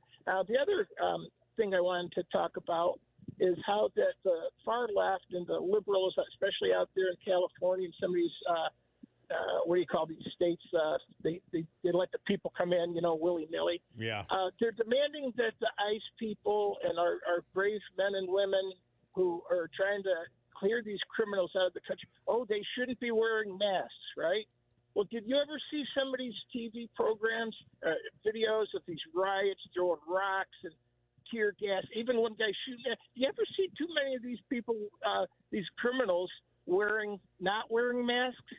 So, okay, you don't want ICE to wear masks? Tell these criminals not to wear masks. And when they do that, then maybe it'd be fair, right? See, and they don't have any clue, or they don't care about our law enforcement because they can't be exposed to criminal gangs who will slaughter their families. It's really awful what's going on with some of these things. Then I heard that this, the mayor in L.A., that lady who wasn't around for the big fire. Yeah, Bass, she's going to give like debit cards or cash paid cards to the illegal migrants that are too afraid to come to work. Okay, and from what I heard on other radio stations or TV, what about the people that came here legally that they never got any money? Anything. And by the way, how about the people in Pacific Palisades, the 18,000 families that lost their homes that they haven't even started working on yet? Unreal. I seen that last night, and it's they lie about things. And then here's another good one I saw. They were interviewing Gavin Newsom about 8-year-olds that could do transgenderism. Yeah. Well, I got a 9-year-old. He didn't want to answer that. And he didn't answer it. Because his policy supports sex change and mutilation of those children. It supports. Well, they're all hypocrites. I mean, Nuts. It's laws for you and not for me. You know. So. Amen. Well, Bob, it's great talking to you, and God bless you. My pleasure, Michael. I appreciate it. Hold it down in Forest City for us. Yeah. All right. Thank you. We got some good things going on in Forest City, though. So there always really are. Things. There always are. Mm-hmm. There's good people there. All right, my friend. Thank you, Mike. We'll take this break. Bob Cordaro, WILK. We'll be back with our Veterans Tribute, the weather, and then your phone calls after this.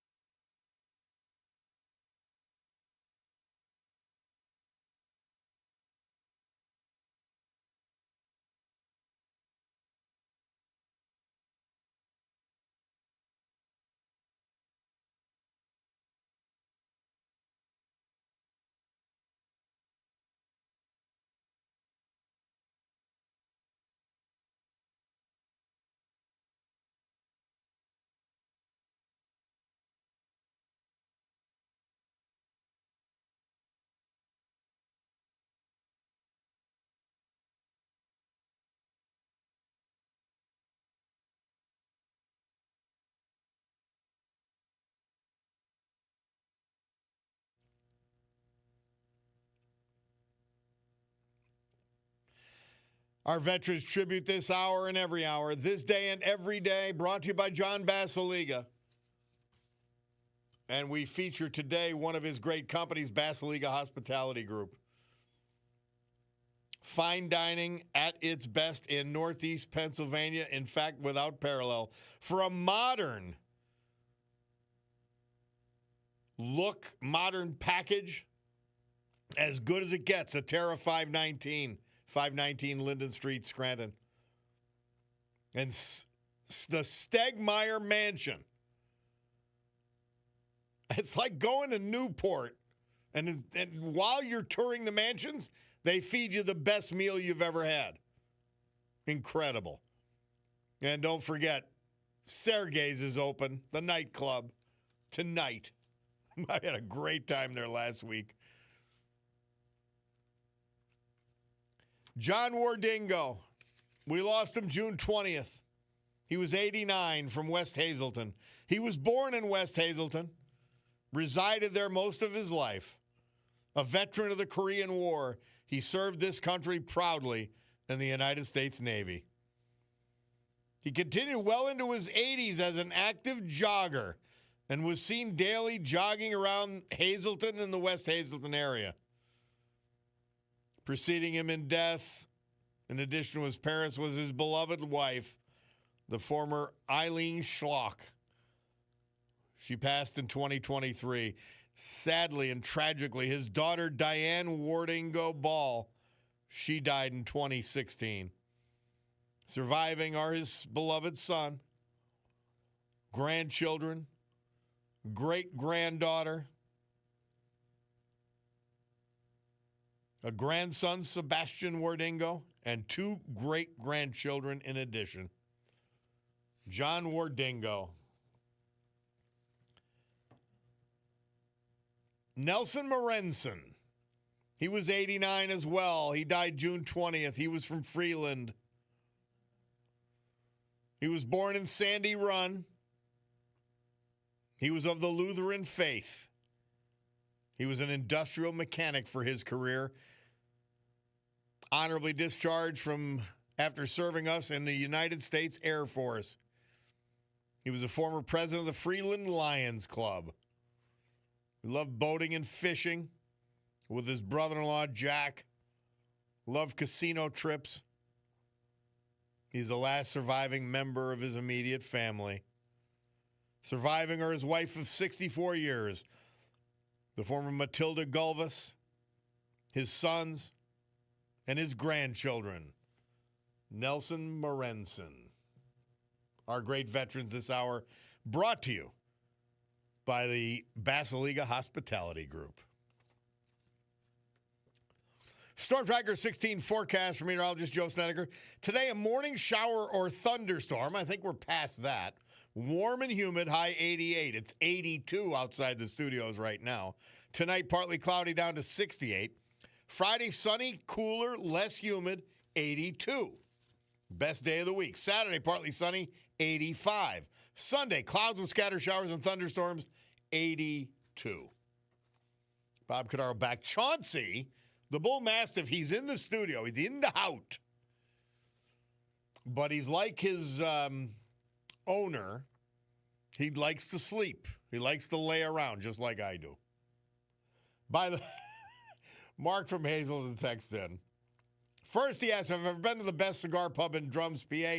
I have not. Now, here's the issue. I know I'm going to have a couple when I get down there. So, you know, not only is it quite a trip, but who's going to take me home? So, no, I haven't been there yet. I saw it when I was going to Joe Barna's birthday party down in Freeland. I happened to drive by. And I've been dying to go there. Best cigar pub in Drums. But then he does a joke, and I don't usually let people tell jokes on the show, but this one is cute. He says AOC is the only bartender in history who gets pissed when you ask for ice. Well, I'll amend you. They used to get angry when you were in London. If you asked for ice, they'd say, "Oh, a yank." All right, let's go to Mike from Bloomsburg. Hi, Mike. Thanks for your patience. Oh, you're welcome, Bob. Hey, yesterday I did a little research. I wanted to find out basically how big our government was and how many people are essentially getting money from the government for not working, how many NGOs there were. And I found out that we have 3,400 NGOs in this country of ours. And I've worked for an NGO one time, and I couldn't take it. I had to leave. I said, oh, my goodness. And this was back in the 70s. So I can imagine how more bureaucratic they've gotten and how much money is wasted. But the point I want to make is if you subsidize something, you get more of it. Yep. And we listen to our government talk about this, that, and the other thing. But at the end of the day, subsidizing a lot of things that are not good for this country and its future. And I feel a little bit bad calling after the tribute to the veterans, because when I hear about the World War II veteran guys, you know, many of them volunteered, and I'm wondering how many of them, if they were looking around now with the knowledge that they had and look at this country, would they be willing to put their life on the line to fight for the survival of this country? And here's the amazing and actually even more sickening thing. You hear about all these projects, the Sesame Street in Ukraine and rubbers for here and there. Most of the money goes to the nonprofits and NGOs and never gets there.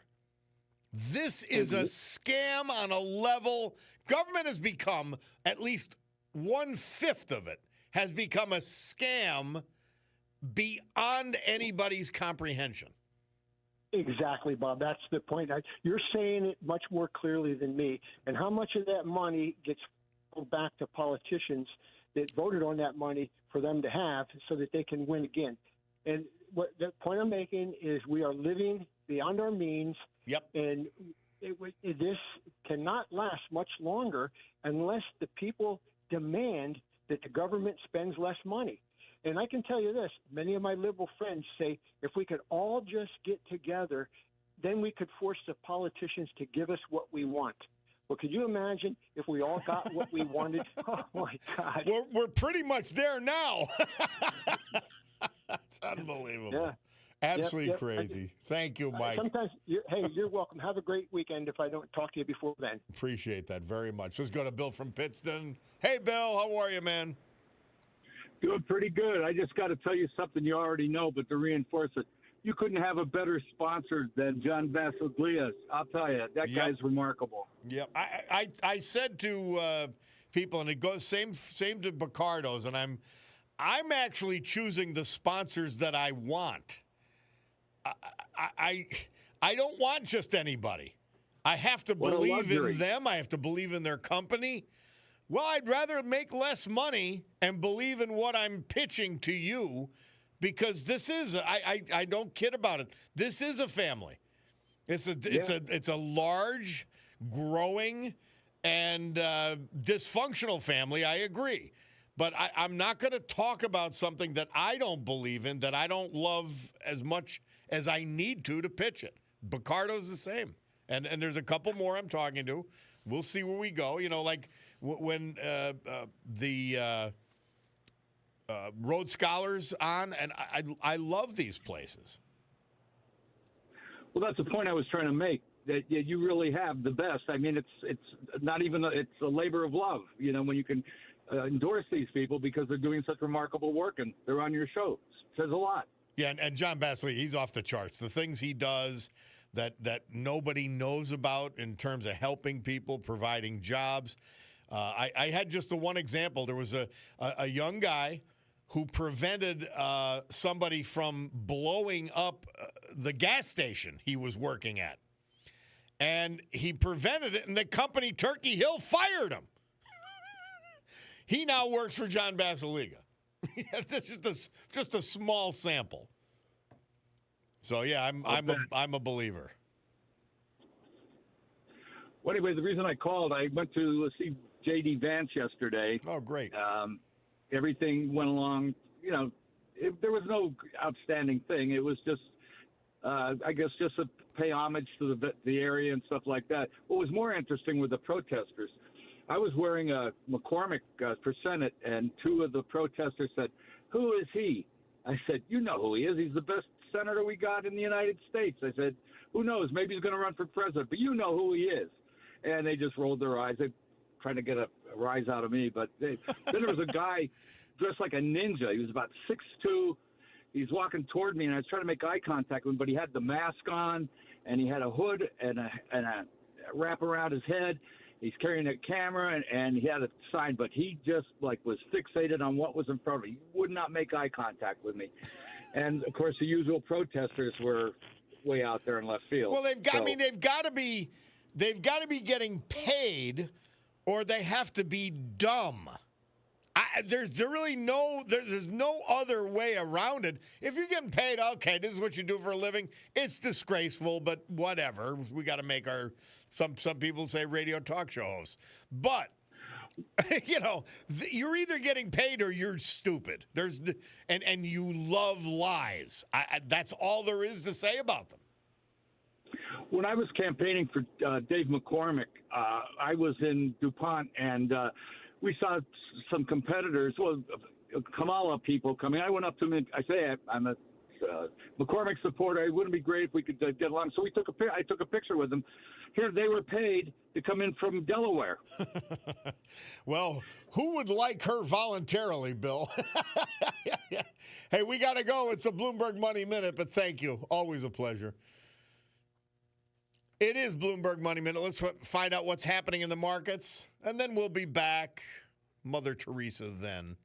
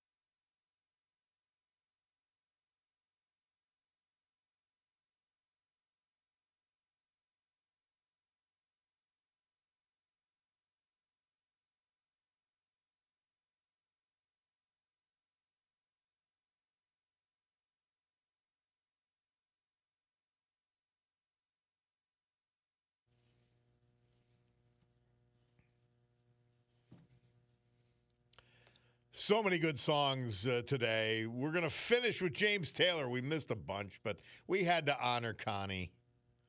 Connie Francis passed away at age 87. But this date, 1971, Murph tells us James Taylor moved from number 6 to number 3 with his hit, You've Got a Friend. We figured we'd close with that one. Mother Teresa, St. Teresa, tells us on this date, July 17th. She says, do not wait for leaders. Do it alone. Person to person, today. I had that, and I was confronted with that. We're walking in New York City, and there's a woman, she literally cannot move. Her body's palsied, and she was shaking a cup. And we walked by her, and I'm like, I have to do something here.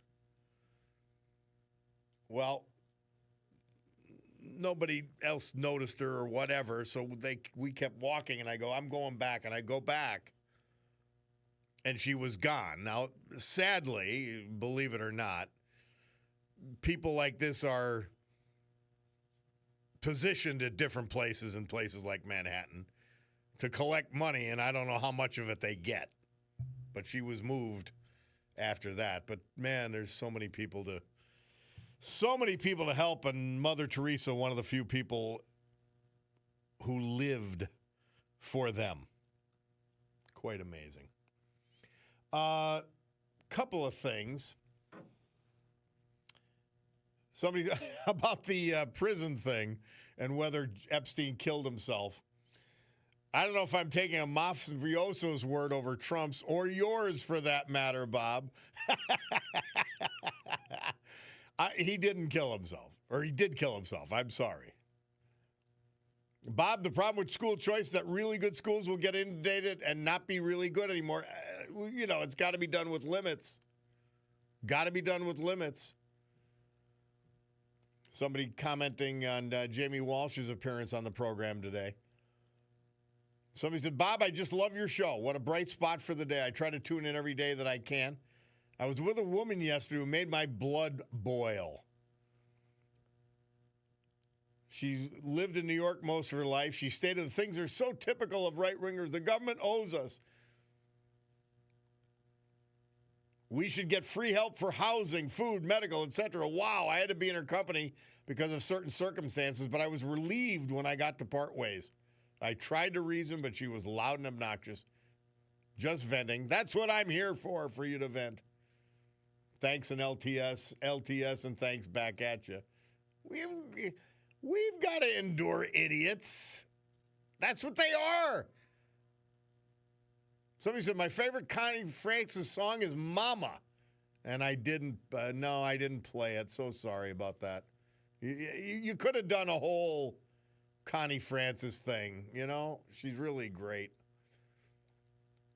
Somebody said, Bob, John Kerry had even admitted Biden was wrong on the border and Trump was right. Now I'm questioning my own position if Kerry agrees with me. Somebody said, I like Rob Bresnahan. On a side note, he not only looks a little bit like he could be an Owen brother, Luke Owen, but his voice and way of speaking also reminds me of them, okay? Yeah, no, the Owens brothers. Karen Bass was part of a communist group called M19 in the 80s that bombed buildings in Los Angeles. Now she's the mayor. That's how far we've stunk. Awful, awful, awful. Somebody says, nothing's going to change, so you limit the terms of bureaucrats. That is my proposal. 10 years in government job, and then you move on. No pensions, no nothing. Well, my Picardo watch tells me, and it's an actual Picardo watch. They also sell Breitling, Oris, Longines, Michelle, Shinola, Luminox, Swiss Army. And it tells me it's 12:01. So that means I got to go. Final mention of our vets. Nelson Morenson, Freeland. John Wardingo, West Hazelton. Frank Uranowski, Nanticoke. Daniel Norman, Hanover Township. Paul D'Antonio, Springbrook Township. and Larry Rodigiero, Jenkins Township. Our great veterans today, brought to you by our man John Basiliga. Guys, have a great afternoon. I got to go. The Sue Henry Show is next. The Rob O'Donnell Show. After that, they'll be packed with stuff. So keep listening. But for now, I must say adios and gavel to close this meeting of the Club for Common Sense. Have a great afternoon.